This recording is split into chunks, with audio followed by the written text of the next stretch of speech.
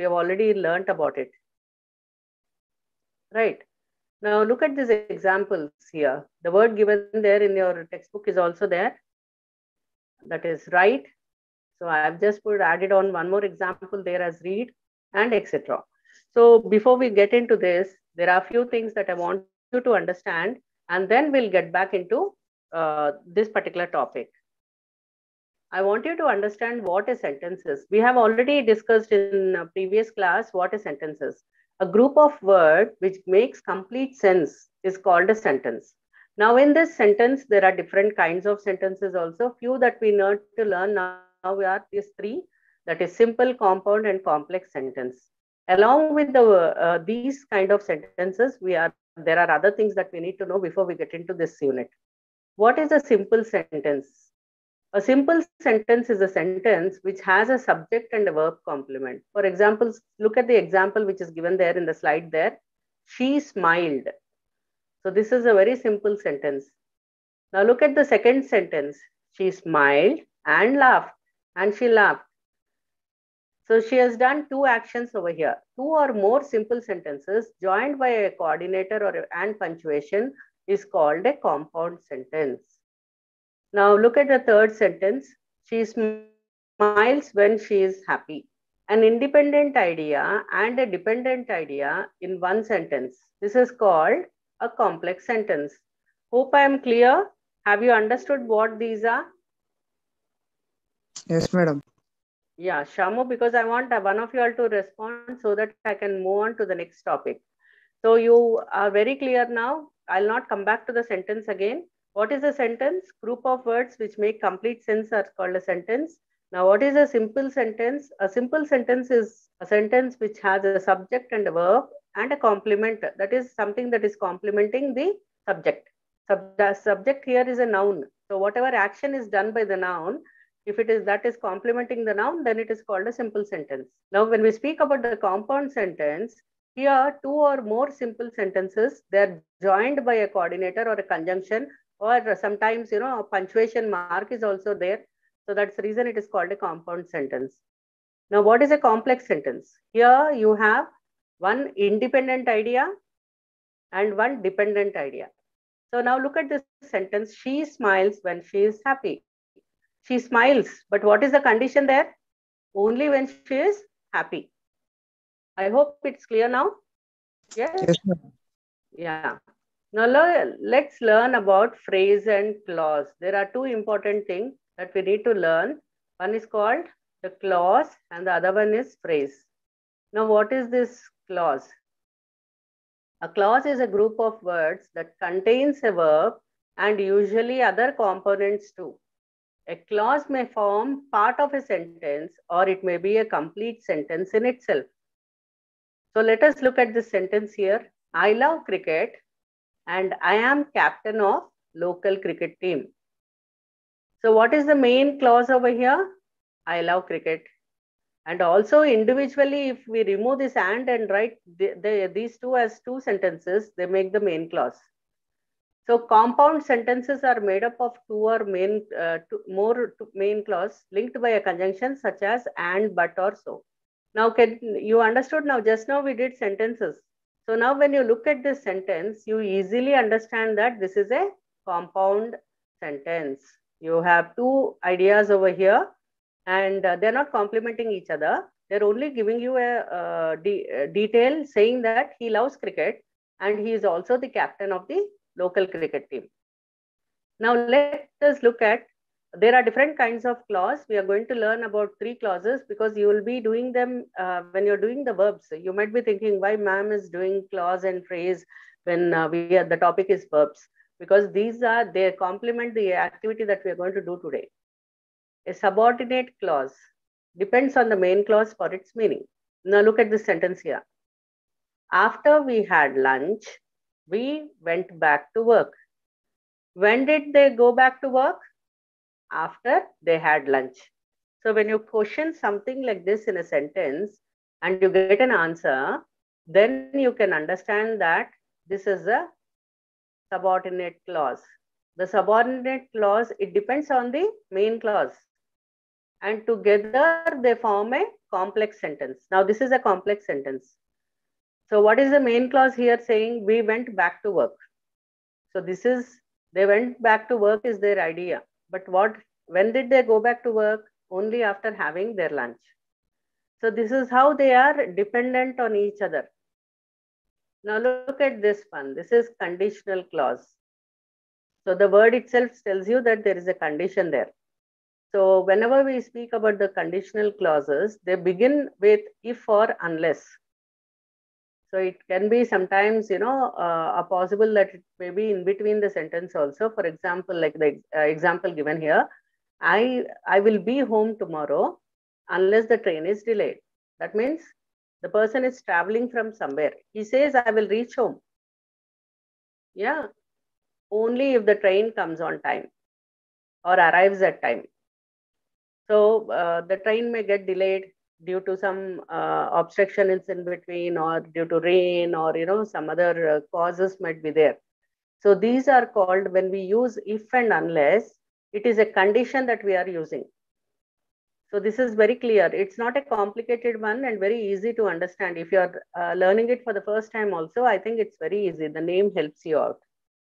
Now the next one is called a relative clause. Now what is this relative clause? How are we going to relate it? A relative clause is one connected to the main clause by a word such as which, that, whom, whose, when, where, or who. That means these words which are questioning or which are stating the position of the noun is called a relative clause. Let's look at this sentence. I saw her in Chennai where I lived in 90s. So when did I see her? I saw her when I was living in Chennai. So that means this is an activity where did I live is what it is telling, the probability of living there. So that is the relation. When do I know that someone, for example, let's say that, I give you a statement saying that I met Sachin when I was traveling by air. So that means I met Sachin Tendulkar when I was traveling. So that emphasizes the relation of how the meeting happened. Are the clauses clear for you now? I have only spoken about 3 types of clauses now. One is subordinate clause, condition clause, relative clause. Can I go to the phrase one? Once again, explain the subordinate clause. Yeah, little louder, ma. Someone wants to know what is subordinate clause. Okay, must have joined late. Now look at this sentence. After we had lunch, we went back to work. When did they go back to work? Only after having lunch. So the subordinate clause always will depend on the main clause for its meaning.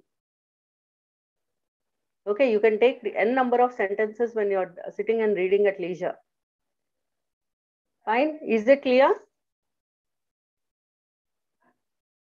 Someone asked for this explanation again. Yes, ma'am.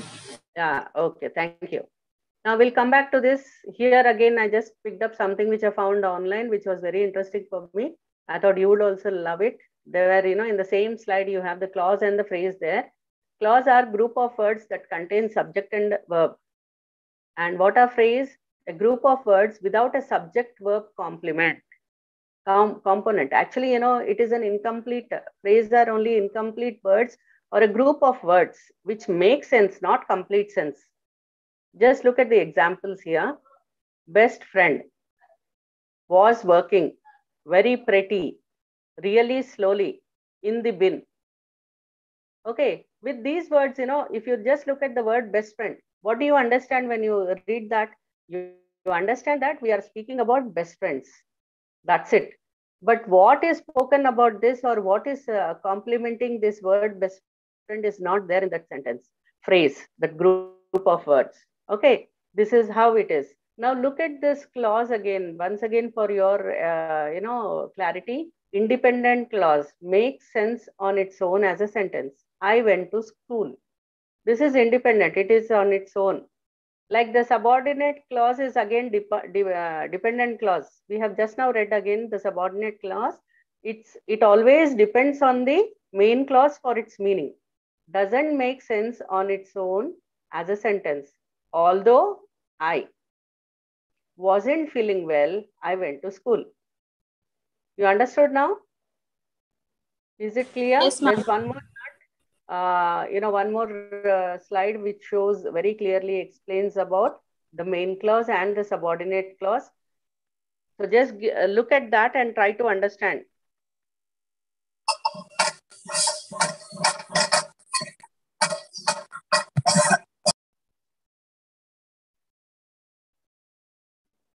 Yes, is it clear? Yeah, it's clear. Yeah. So now you have better understood with sentences over here. I like bananas and I like grapes. So when I say I like bananas, it is a main clause. I like grapes is also a main clause, but and is a conjunction. The word given over here is connective. Connective is nothing but they are the conjunctions. And now look at the second sentence. After she picks me up, subordinate clause. There is a comma here. Mom is taking me to buy the shoes. So the main activity is mom is taking the person or the girl out to buy shoes.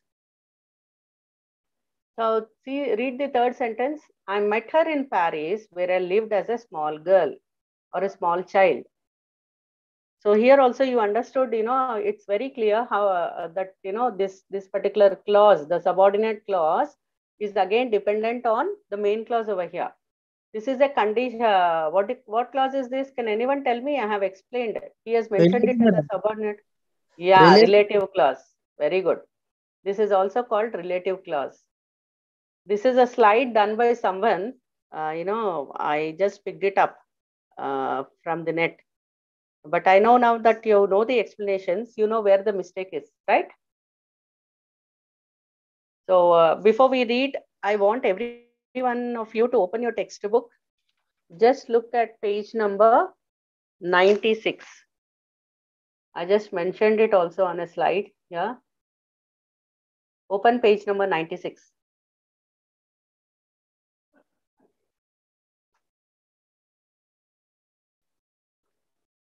So what I mainly request every one of you is, please read the sentences there. 1 to 6, there are few sentences written there. Johnny wrote a letter to him last week. Mr. Walker was very delighted because Johnny wrote a letter to him last week. Johnny did not write any letters for a long time. Johnny did something unusual last week. Johnny might write a letter next week. It is almost certain that Johnny might write a letter next week. So now the whole activity that, that is there in these sentences, that is the verb. What is the activity there done? It is only speaking about the word write. And the sentence, the word write is being changed. Its form is being changed depending on the condition, that is the time or the situation. Now in the first sentence, when you see, Johnny wrote a letter to him last week. Now before we proceed again in detail regarding this, we have three forms of tenses. That is the verb. They're there in three forms. The first one we have learned in school is present, and then past tense, and the third one is future tense. Present tense is what is happening now. Past is which is already happened. And when we are speaking about the future, that is something which is going to happen, we call it as future tense. This is what we learned in school. When we came to the high school, we came into different forms of verbs, where there are 12 forms of verbs. So verbs we are going to do this week, and again, for the next week also we have a chapter of unit regarding this. So now here, can you tell me in the first sentence, what is the form of the word right? Anyone can volunteer?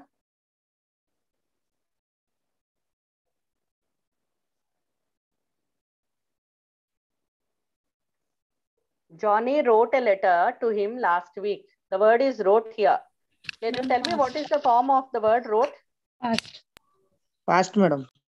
Yeah. Past. So what is the present tense of that word? Write. So the past tense is wrote. So now look at the second sentence there.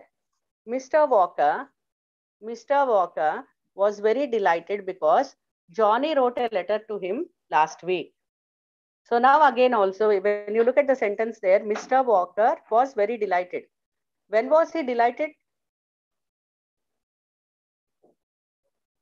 Last When week. Johnny, So again here, what is the form here? Simple past tense. Okay. Look at the third sentence. Johnny did not write any letters for a long time.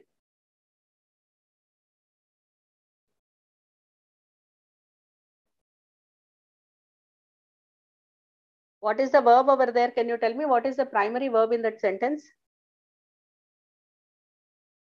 Written, madam. Right, written. It is highlighted. See the letter that is highlighted. Johnny did, D-I did, and write is there. Verb is, as you say, he did not, the primary word is do. The primary verb over there is do. So what is the form of do? Past tense? Did. Did, Johnny madam. did not write any letters for a long form. Now we'll come back to the sentences after learning the lexicals. What exactly is the main function of the verbs? Now look at the slide there. Please come back to the slide. Keep your reader open. That page only I want you all to open, 96. We'll come back to that. Now let us look at this. When we look at the verbs, there are mainly three kinds of verbs are there based on their functions. So those who joined late, they wouldn't have seen it. I want every one of you all to understand. Based on the function, there are three types of verbs. This is name of the single verb only, full, lexical or main verbs. Example, write, read, etc. The second one is called primary verbs. You have examples, be, have, and do. And the third one is modal auxiliary verbs, example, may, shall, etc. Today we are going to learn only about the first topic. Okay, so please be attentive. This is not tricky or anything. It's very easy if you understand it. Now let us learn about the full main or lexical verbs. They function as the main verb of a clause.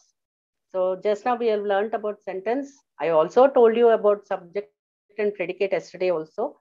Sentence is always divided into a subject and predicate. About whom we are speaking in a sentence, that is called a subject, and what is spoken about, that is called a predicate. And next again, the same sentence, when you look at the sentence, if it is simple, like she smiled. So what is the action being done here? Smiled. Who smiled? She smiled. So she is a noun over there, right? The pronoun, we are using not a name of a person, so it is a pronoun over there. So it is complementing the pronoun. That is a simple function and it is the main verb. So in a clause, you have a main verb and also the subject and the predicate both are present in a clause. Now look at this lexical verbs. They are usually represent the action. They always speak about the action.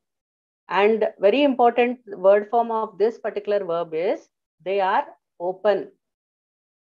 So what do you understand by this word open? What generally can New be... words can be added to the sentence. Yes, very good. Words can be added to it. They are classified. Now we have know that they are open, they represent action, and they are the main verb of the clause. And now the same lexical verbs, they are of two types. What are they? They are called regular verbs and irregular verbs. So when we come to the regular verbs and the irregular verbs, we'll come back to your reader later. But look at this particular thing. There are few rules in English language. Now, as a student of linguistics, you need to understand that. I know basic grammar you have learned in school. Let us look at this particular thing. English verbs are not strong inflected like other languages. So let us look change of vowel and the suffix. So whenever we change the suffix, the word form is changing. That is what is there in your regular verbs. There is so much has been explained. I'm just put a slide over here to tell you about it. When we are speaking about a third person singular simple present tense, we add s to it. Example, you have here cooks, speaks. So the same thing has been explained with words like dance and match in your reader. If you look at page number 97, you have words over there. And what is the second thing that rule says is a simple past form. When we are speaking about a simple past form, we add ed or e. Like, for example, few words are there which cannot be added ed or ing to those words. And the word form also changes completely. We'll learn this as we go on. So when we write in the past participle form, we use ed or en. So present participle, we use ing forms. When did you learn ing forms? Anyone, can you remember? Or when is it taught in the schools? V1, V2, V3. That all numbers are right, Shamu. I'm asking you, when do you learn this ing forms in school? If you have small children around you, the little ones who are going to the school and all, when do they learn this ing forms? The ing forms are taught to the children from grade 1 or UKG itself. And the ing forms are called gerund. Please remember this. I'll not explain again when we are going through the lesson. Okay. So this is very important. The B forms are there, which we will learn later. The first one that you have to understand is whenever a verb is, when we speak about the regular verbs, very important thing, a quality of the regular verbs are, there are four main, namely, that are given in your textbook also in page number 97. I'm speaking about subject verb agreement. This is very important because this comes even when you are giving your competitive exams, any higher levels, the exams that you give, you have this exercise there. The subject verb agreement means your subject and verbs must match or agree in number. The number here is, I'm speaking about the noun number, not the numerical numbers. If you have a singular subject, then you must use a singular verb. This is a basic rule. Understood, children? Sorry, I use the word children. I'm sorry, students. If you have a singular subject, then you will use a singular verb. Let's say there is only one student in the class. Will I use the word student or students? Student. Student. So now that there are more in number, I'm using the plural form of that. Yes? So now let's look at this sentence. The dog barks at every sound he hears. The dog is singular. So we are using also bark. The activity is also singular only here. So when I say, when I'm adding s to it, that only says that, the activity is being done. Now look at the second example. The dogs bark at every sound they hear. If you have a plural subject, then you must use a plural verb. Is this clear? Madam, can you say Yes, again? ma'am. Look at the sentence again. If you have a singular subject, let's say I'm speaking only, now Shamu has asked, so let me give an example to Shamu. Shamu is regular to class. He answers whenever I question him. So why did I use the word answers or no, instead of the word answer? Shamu, Singular. Singular, very good. So now is it clear to you? Yes, madam. It is The clear. rule is when we are speaking about a singular subject, we will use a singular verb. When we are speaking about a plural subject, we use a plural verb.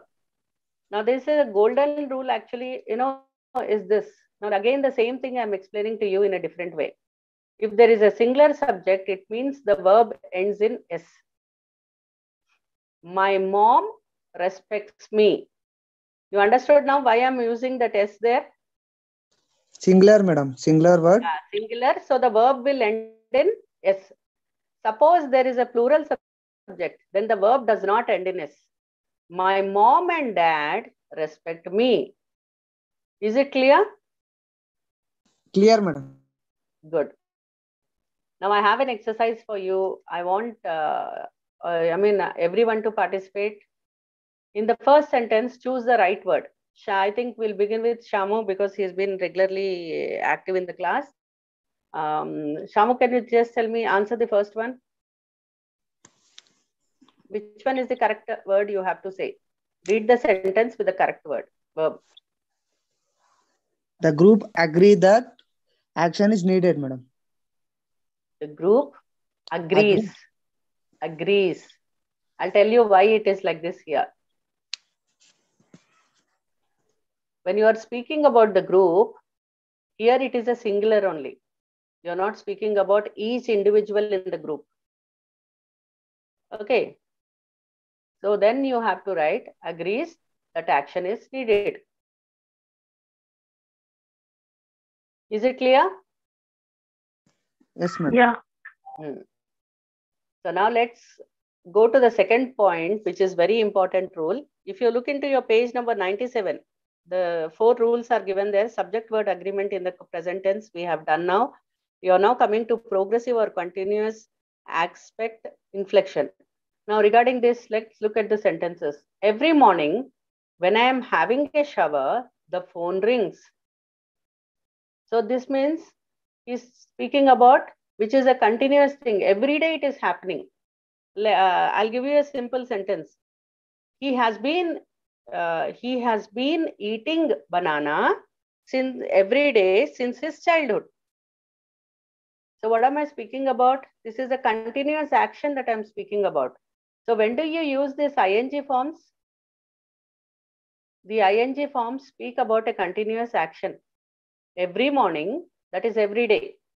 When I am having a shower, that is when the person is taking his bath, the phone rings. Look at the second sentence.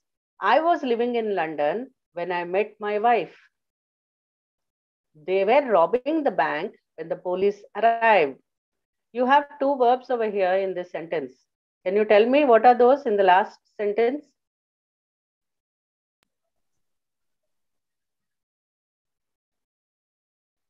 Robbing. Okay. Arrived, I think, madam. Yes, very good. So every sentence there are verbs like that. Now this is what speaks about the progressive continuous aspect. Okay. ing form. And next, we'll go into the simple past and past participle, which are given separate over there, but I'm doing it in a single slide here. The regular verb forms its past and past participle by adding d to the past tense and ed to the base form. So how do you get it them? See, just look at this word as an example. The base form is clean. Present participle cleaning. Past cleaned. Past participle have cleaned. So you can read the next 2 examples. You will understand how it is. So generally what happens is when we are forming the simple past tense, we always add either d or ed to it. For example, let's take an example like write. What is the past tense of write? Written. Wrote. Wrote. So here there's a change here. There are few verbs which do not form the past tense by d or ed. We'll come to that. Now we are speaking about regular words. So give me any other verb. So let's take something from your reader itself. Dance. What is the past tense of dance? Danced. Danced. D-A-N-C-E. You added D over there, right? So is it clear now for you? So we have few words which are called irregular verbs. When we speak about this irregular verbs, what happens is they do not form the past tense or the past participle by adding D or ED. Like for example, we have write, wrote, written. Yes. So this is an example for that. Now let us furthermore, if you look into your, I want everyone to look into the reader 97. Please come back to page number 97.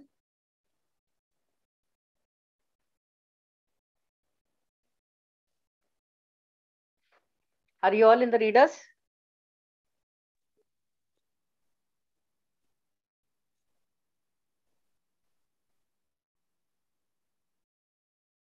Now look into your reader. You have there, look into the page number 97. An example has been given with the dance and matched. You have those words there, danced and matched. Now, if you notice that for regular verbs, there are two forms to represent subject-verb agreement in the present tense. The base form dance, match, etc. and the S form dances, matches, etc. So just now we have learned that, when we are speaking about a singular object, when we use it in a sentence, when we are writing the verb there, we add S to it. That is the first rule. Now let us look into the second aspect of this. What happens is when you're writing the progressive aspect of this part, we find that, few words have formed their past tense by adding D or ED. But the others, like for example, cut, take the word cut. What is the form of cut, past tense form of cut? Cutted. No, cut, only cut. Past participle also it is cut. So there are many words in English language which do not have these forms. Okay. So we will just give you can give a quick reading for that. There is check your progress. I want you all to look into the check your progress page 98.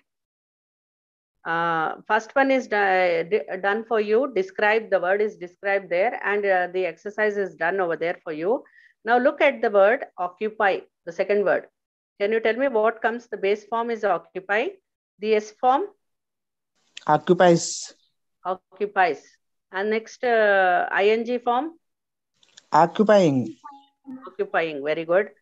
Then simple past tense form? Occupied. Occupied. Good. Past participle? Again the same form comes. Occupied, madam. Occupied. Very good. So is this clear for you all? Yes, madam. Yeah. So let's go to the next one, that is the irregular verbs. Now, when you come to the irregular verbs, there are some changes in that. What happens is, when you look at the subject word agreement in the present tense, you know that it happens the same thing. For example, just look at the first example that is given in page number 99. If you look into your reader there, in order to indicate the presence of any of the above inflections, the verb is expected to change its shape. Look at three irregular verbs: buy, break, and become. So 3 examples have been given for you in that page. Please kindly look into those pages. You will understand buy when the present tense become buy or buys. And when it comes to the continuous form, it is buying. And simple past, it becomes bought. Now totally it has changed. The irregular word has changed its shape. From buy, what is expected, students, when we learnt in the first regular verbs, they have ed form, ing form. But now here, the word is completely changed. It's become bought, buy, bought. And the participle also becomes bought. Now let us look at the second example, break. So when you're speaking about the subject verb agreement, it becomes break or breaks, depending on the subject, whether it is singular or plural. And in the continuous form, is breaking. When it comes to the simple past, it is used as broke. And the past participle form, it is broken. En is being added over there. Right. Now look at the third word that's given there, become. When it is in the subject verb agreement, become or becomes. Then the continuous aspect, it is becoming. And the simple past, became, and the past participle, become. Now see the forms change over here. It is not like the regular. It is, very much irregular. That's the reason they call them irregular verbs. Their forms are also different. Now in your textbook, there are lot number of words that have been given for you. You can go through the words later in your reader. There are a lot of words given there. Now I'll just show you a slide which has irregular verbs over here. It's an example. These are the forms of the word be, be. Be form is am over here. So I am. So these are called the contractions or the short forms. I hope the slide is visible for everyone. Yes, madam, it is visible. Yeah, it's visible. Yeah. So see the second word, you. So the be form is are. You are. He is. His. She is. She's. It is. Its. Now look at you are. You are. We are. We are. They are. They are.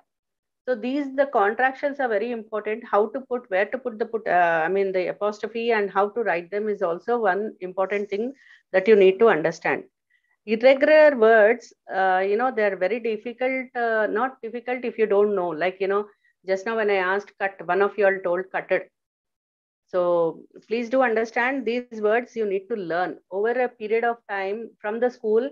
Mostly in the school, you find that teachers are doing oral drilling. Why are they doing oral drilling and all that? So that, they register in your mind. That's the reason, like tables, sometimes some forms are done also like this. So irregular forms can only be learned by learning the specific form. So you have to learn them, you have to practice them, you need to know, only then you will understand them. Otherwise, you will not understand them. So just I'll ask you a few irregular verbs. I want you all to give the answers without looking into the textbook. Hurt, H-U-R-T, hurt. What is the form, the past, simple past form of that? Hurts, madam. Hurt. Yes. And the past participle? Hurts only, madam. Same thing. Very good. So now you understood, right? So like, see, saw, seen. For the word set, it is the same thing. Cut, it is the same thing. Same word coming all 3 times. When you look at the word like eat, ate, eaten. Okay. So I request every one of you all to learn all the words that are given in page number 101. Who is that? So someone is feeling very bad to learn the words. This is how you will learn your language, and linguistics are a very important part. As a student, you need to understand and know them thoroughly. Okay. So is it clear till here? Shall we go back to page number 96? I told you we'll come back to those sentences again. Yes, Can madam. we go there? Because there's one more topic to be done, and there are almost 20 minutes more. So we'll do this page number 96, and I'll come back to the last topic. So here, if you look at the paragraph down, I'll be reading the paragraph. Please look into the sentence so that you'll understand. Now, in the first sentence 1 and 2, you find the lexical verb write in its past form. So look at that sentence. Johnny wrote a letter to him last week. Mr. Walker was very delighted because Johnny wrote a letter to him last week. So in sentence 1 and 2, you have the word write in its past form. Yes. Now let us look into the sentence 3. You find, see, Johnny did not write any letters for a long time. Johnny did something unusual last week. So the verb here is, we are concentrating on the verb do. Do it in its past tense form is given over here, that is did. Right? Now look at the sentence 5. Johnny might write a letter next week. You see, it is used as an auxiliary verb in the main clause. So here the clauses are very important. If you read at leisure after the session is over, you can go through the reader and this paragraph especially, and the 6 sentences, because you need to understand what is the main clause and the subordinate clauses in these sentences. Now look at the second sentence. In second sentence, first sentence, main verb of the sentence is writing only. He wrote a letter. That is the main clause. Look at the second sentence. Mr. Walker was very delighted. He was delighted. Why was he delighted? If you raise a question like this, because Johnny wrote a letter to him last week. So these are 2 sentences. It is a complex sentence which is joined by the word because. Later again, you can go through that exercises after the class is over, so that you will understand and you will be thorough with the clauses, and you will understand what is an independent clause and a dependent clause. Let us look at the second sentence. Mr. Walker was very delighted. Why? If I want to raise a question like this, That means this is dependent on what? The main clause. What is the main clause? Because Johnny wrote a letter to him last week. Who wrote a letter? Johnny wrote a letter. So here this explains very clearly to us that this is dependent on Johnny writing a letter. Got it? Now look at the sentence 3. Johnny did not write any letters for a long time. Now the same way, even these sentences, you can try to work out on those sentences and understand which is a main clause, the verb of the sentence, and is there any other verb also, you will understand. How many verbs are there in sentence 3? Any one of you all can answer?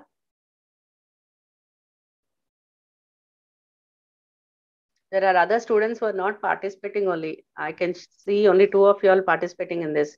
How many verbs are there in this in that sentence? We have 2 verbs.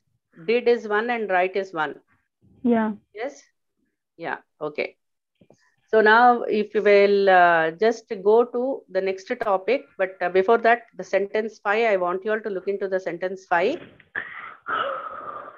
So you see that, the word there, the verb is used as an auxiliary verb in the main clause. So Johnny might write a letter next week.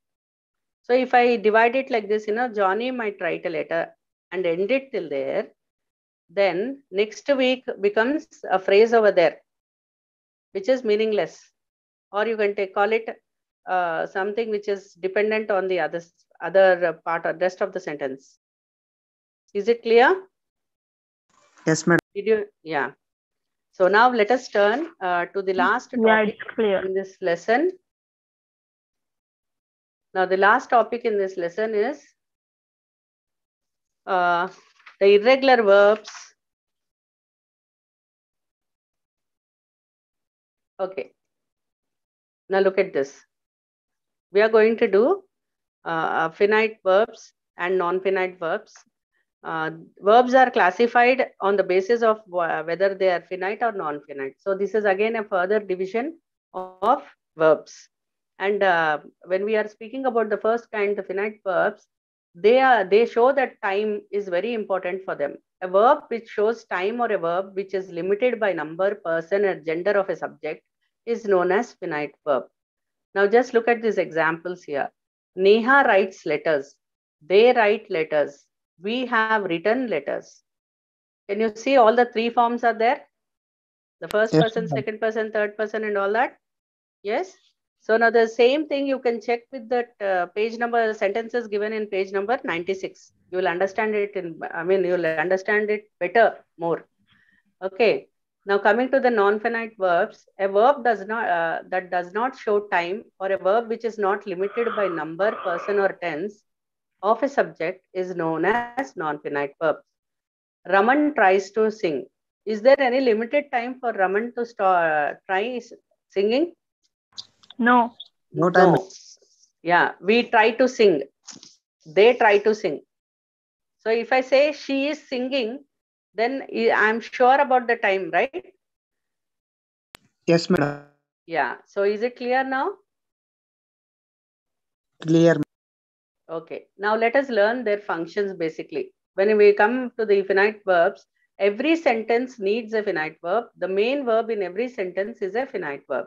Example, Lata is hangry. So what is Lata over here? Or sorry, angry over here? Angry is a verb, madam. Very good. So this is how they come. Now, when we look at the non-finite verbs, they're also known as verbal, is the term used to describe a verb that does not show tension. This is from a site I picked it up. In other words, it is a form of verb that does not act like a verb, or it is known as the verb type needed to form at least one sentence. Therefore, a non-finite verb is never the main verb of a sentence. So basically, you need to understand that it is not at all the main verb of a sentence, and it does not show any tensions. That means it is very cool. And there are 3 different types of non-finite verbs. What are they? Participles. Like you just now, your friends have given the word written. So that is a participle. Now look at this example over here. Healthy food is important for diet.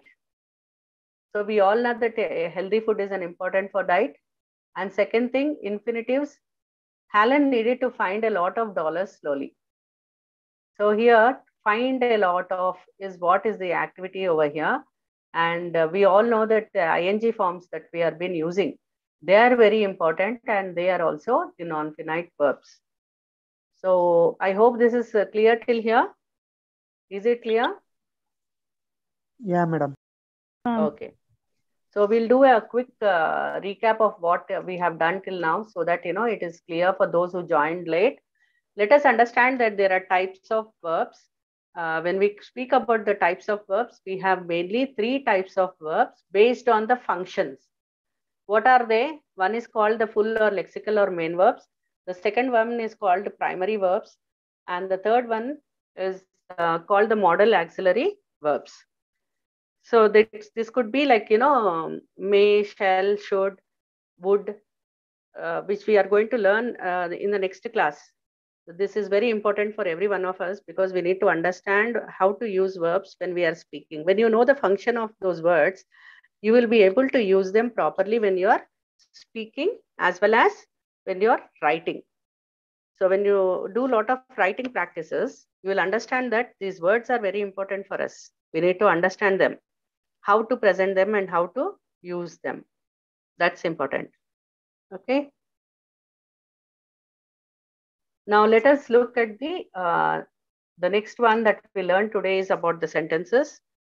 There are, as I told you, a sentence is a group of words that make complete sense. And we have simple sentence, compound sentence, and complex sentence. In school days, we learned about sentences like, different kinds of sentences. We had the declarative sentence. We had, interrogative sentences. Those sentences are also very important for us to understand. But now we are in a much higher classes where we need to understand the type of sentences. Okay. Now, we'll go to the next part where we have done about the clauses. So you all know what are clauses. Just look at the sentence here, the main clause. You will understand the compound sentences are made up of 2 or more main clauses, and they are joined by a conjunction, like we did now one sentence. Okay. You have subordinate clause. So you know what are the subordinate clauses? When and how we use them in our sentences. You can see the sentence here. After we had lunch, we went back to work. So there is a condition here. Whenever the work is done, we are having a condition also there that, after the lunch only we are doing the work. So you can't call this as a condition verb, but at the same time, you can call it as a subordinate clause. For the subordinate clauses, whenever you question it, they are dependent on the main clause. They individually, they do not function at all. So they are always dependent on the main clause. Now, as I was speaking about a condition, this is where the condition comes in. So I will take the class tomorrow if there is an availability of internet. So what is the condition here? I have used the word if. So whenever we use if or unless, then you can understand that it is a condition clause. Simple thing for you to remember. Relative clauses are clauses when we use these, when the words are connected with which, that, whom, whose, when, where, and who. So that's a simple thing. So coming back to the subject-verb agreement, I'll just ask you to go through the golden rule, which is very important. The golden rule is that if there are a singular subject, it means the verb ends in S. If a plural subject is there, then the verb does not end in S. This is a simple thing that you remember. Don't get complicated with the other one. Singular subject, verb ends in S. See, a plural subject, verb is also plural. Okay.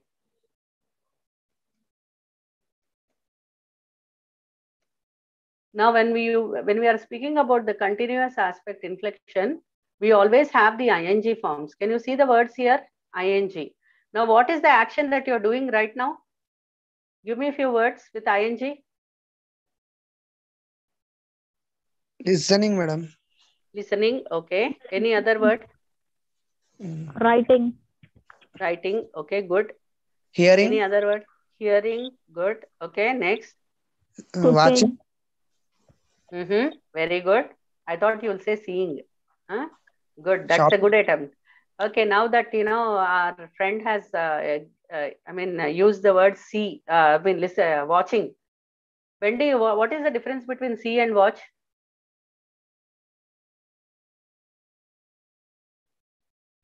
Which objects do we watch? TV, Hmm? Cell phone. Okay. Okay, let me tell you quickly. We always watch moving objects. We always watch moving objects. So, whenever you're watching a video or when you're watching a movie, when you're watching a cricket match, you always see them moving. So that's the reason you use the word watch over there. You see stationary objects which are not moving. Let's say there's someone, let's say the police are investigating something. What do? They keep a watch on someone or they keep a see on someone? they Watch. see, They watch. Watch is they appoint someone to follow that person, see what all he is doing or where he is going and all that. So that is the difference between see and watch. And here also, I allowed that you people have given me words like hear and listening, hearing and listening. What is the difference between hearing and listening?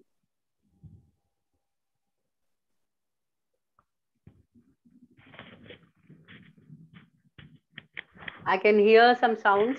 Someone is turning pages.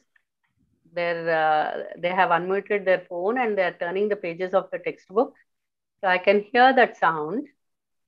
Listening is something which you're concentrating on or focusing on.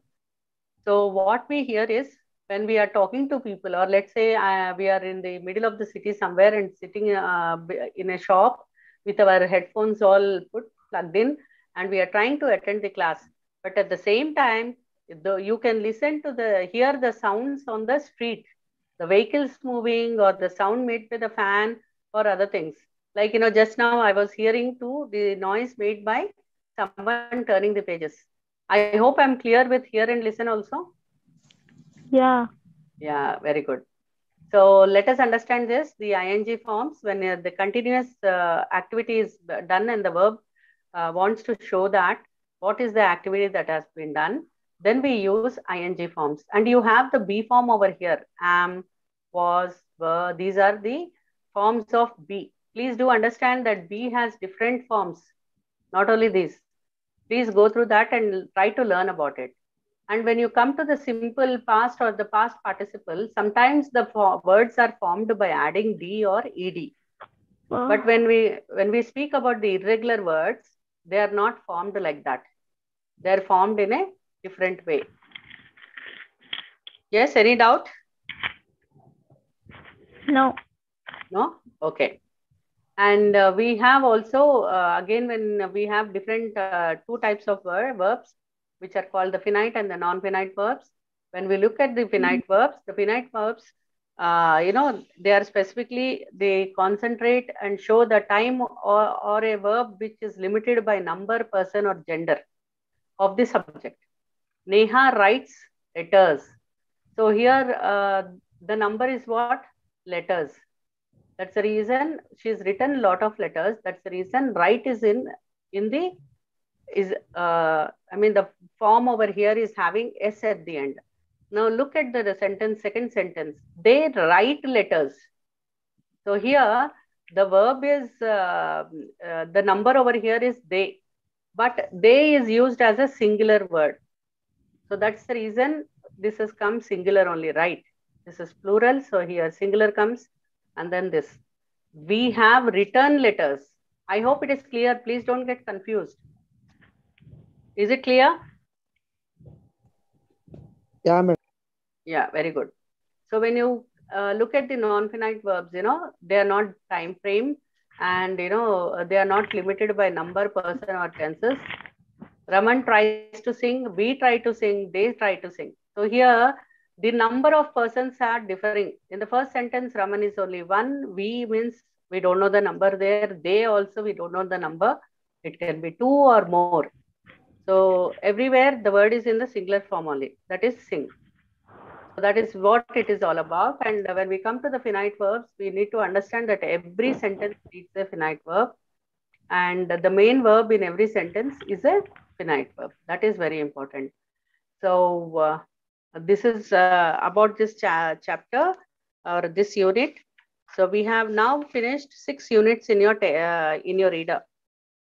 And I want every one of you all to go through your reader again till the 6 units that we have done when we meet for the next week. And especially the noun parts, when we are doing the noun part of forms of the words, and also when we are speaking in depth about the verb, you need to understand that, the different forms of every word is not the same. For example, when we look at the word read, R-E-A-D, what is the past tense of read? Read only. Read only, very good. And if suppose someone is doing that activity, I mean, it is in the continuous form, how do we write the spelling? R-E-A-D-I-N-G, I-N-G, Reading. right? Reading, Yes, ma'am. yes. So we need to understand that, every word doesn't have this. So try to learn all the irregular verbs that are given there. There are a lot of words that have been given in your textbook. Page number 100 and 101. If you can look into those pages now, you will see that there are a lot of different forms. Be is the base form. The base form is given, the simple past form is given, and the past participle form is also given. And kindly, before we end the class, I want every one of you all to understand that you need to check your progress, do the exercises which are given them, and these do come in the question paper. They've also given, the model examination questions at the end of each unit. Kindly go through that, try to attempt them. That is, whenever you find time, instead of doing it before the exam, before you come to the next class, try working out on this. So when you don't know this, you can also ask us, and we can help you out with those. If you see in page number 106, model examination questions, look at the 4th question there. Give the different forms of the following irregular verbs in space provided based on the first example. Okay, let us not look at the example, but look. Base form is put. What is the S form?